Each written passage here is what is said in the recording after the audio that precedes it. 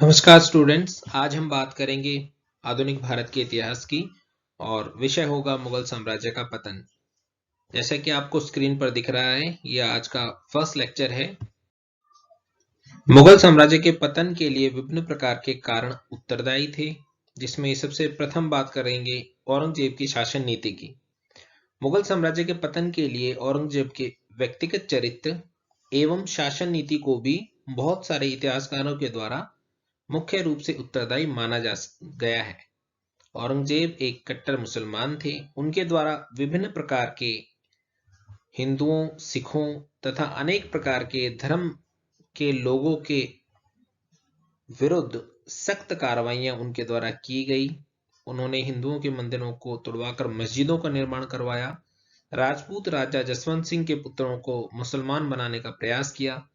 इसके अतिरिक्त उन्होंने कट्टर धार्मिक नीति के परिणाम स्वरूप जाट, मराठों एवं राजपूतों के साथ भी अनेक प्रकार से समन्वय स्थापित करने के विपरीत उनके विरुद्ध कठोर कार्रवाई की, जिसके परिणाम स्वरूप वे सभी लोग औरंगजेब एवं मुगल साम्राज्य के विरोधी हो गए।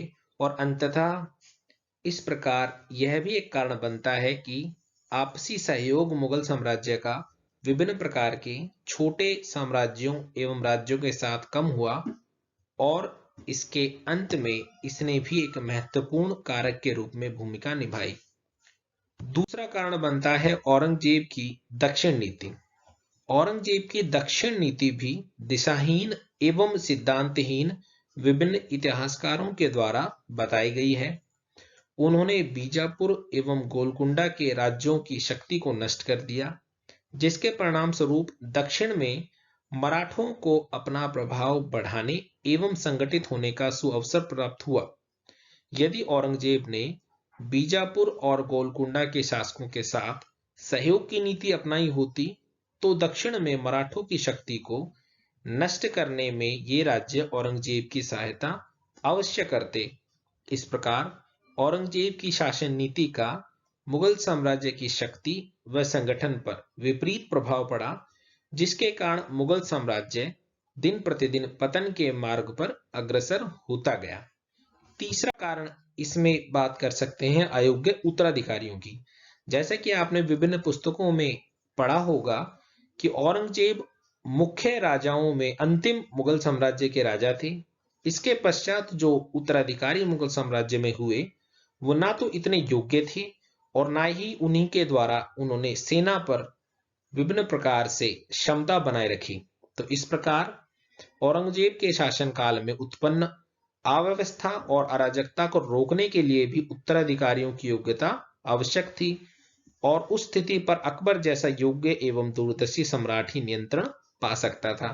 परंतु दुर्भाग्यवश औरंगजेब के उत्तराधिकारियों में इस प्रकार की प्रशासनिक योग्यता व क्षमता का नितांत अभाव था। उनमें बाबर व अकबर जैसा शारीरिक बल भी नहीं था तथा ना ही उनके द्वारा किसी प्रकार की दूरदर्शिता जो है वो दर्शाई गई।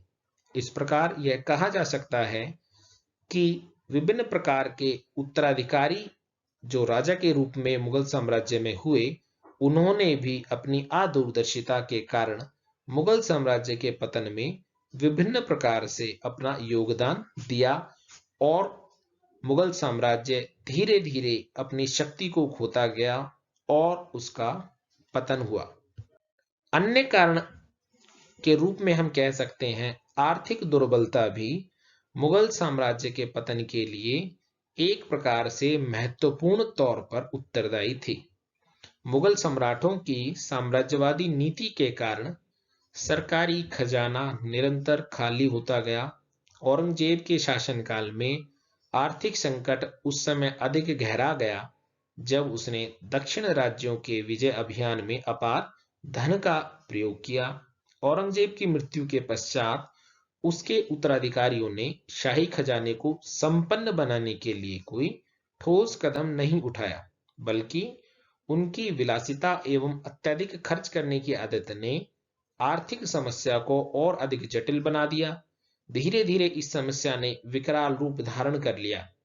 जनता त्राही त्राही करने लगी, यहां तक कि विभिन्न प्रकार से राजमहल एवं राज्य की विभिन्न प्रकार की आवश्यकताओं को पूरा करने के लिए भी मुगल साम्राज्य के पास अत्यधिक आर्थिक क्षमता की कमी होने लगी और इस प्रकार आर्थिक दुर्बलता भी मुगल साम्राज्य के पतन के लिए एक महत्वपूर्ण कारक बनती है।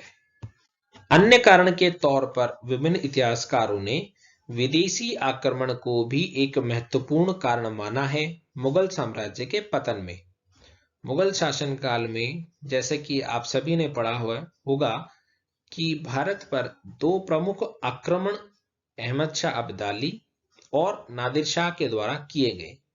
इन्होंने यहाँ भयंकर कत्लेआम किया और अपार धन लूटा।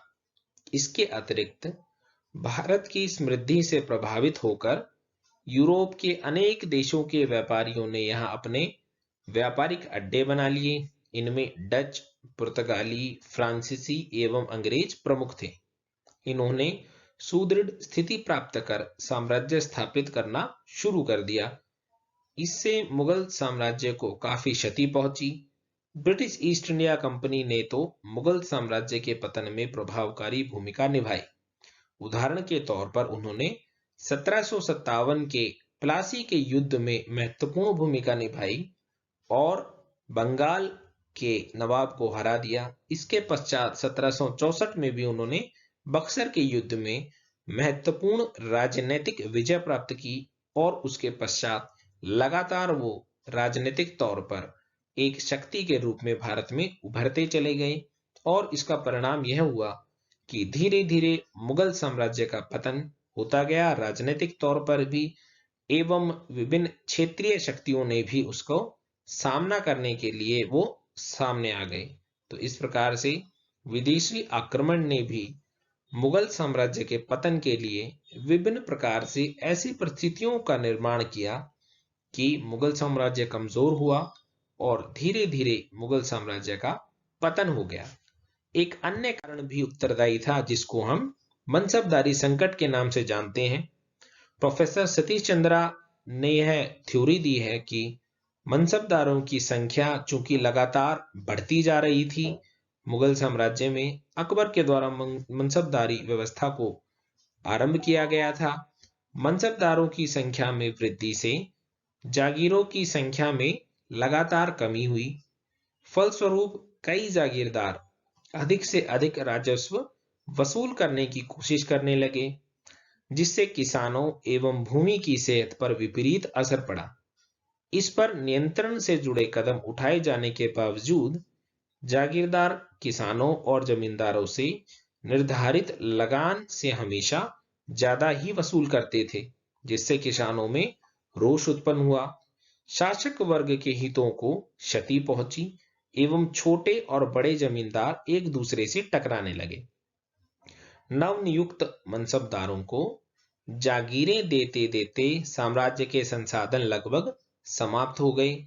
परिणाम स्वरूप केंद्रीय सत्ता के कमजोर पड़ जाने से भी साम्राज्य के विघटन की प्रक्रिया तीव्र हो गई।